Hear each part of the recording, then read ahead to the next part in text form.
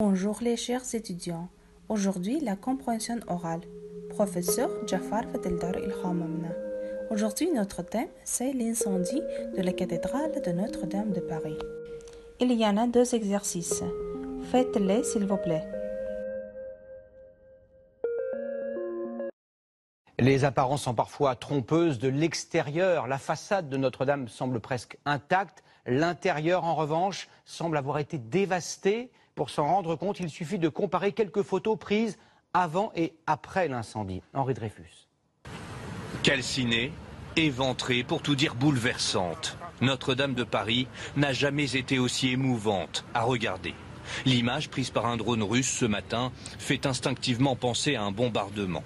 En surplomb, la cathédrale n'est qu'une masse noire de suie et de cendres. Hier encore, le toit et ses tuiles de plomb coiffaient l'édifice. Sa flèche reconstruite par Viollet-le-Duc trônait au-dessus du transept. Mais une nuit de feu a défiguré l'édifice.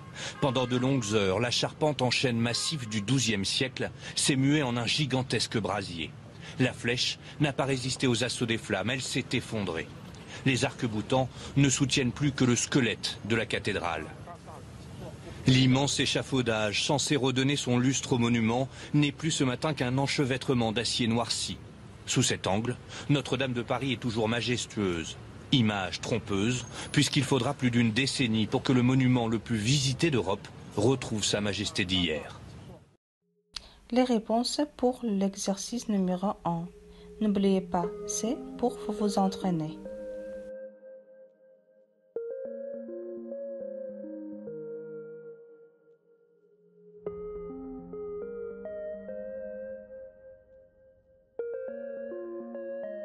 Exercice 2. Comment est-ce qu'on dit exactement dans le reportage?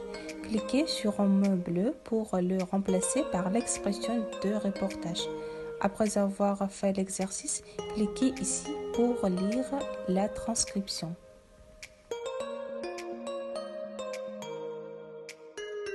Bien sûr, il y a la vidéo avec ce reportage. Regardez s'il vous plaît et faites l'exercice 2.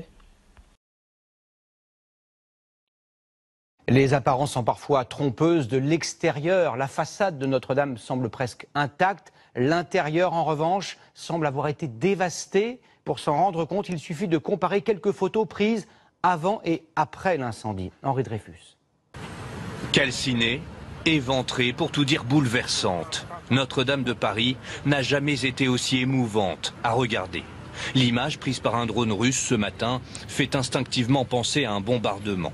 En surplomb, la cathédrale n'est qu'une masse noire de suie et de cendres. Hier encore, le toit et ses tuiles de plomb coiffaient l'édifice. Sa flèche reconstruite par Viollet-le-Duc trônait au-dessus du transept. Mais une nuit de feu a défiguré l'édifice.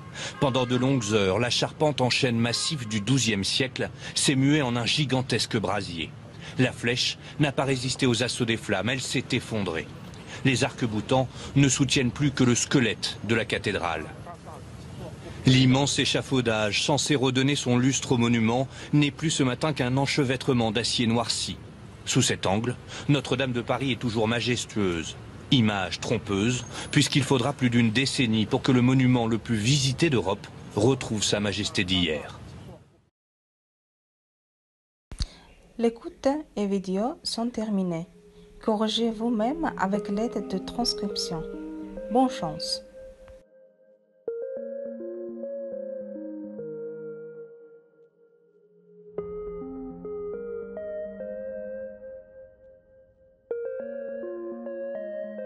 Voilà la transcription. On espère que c'était très intéressant pour vous. Au revoir.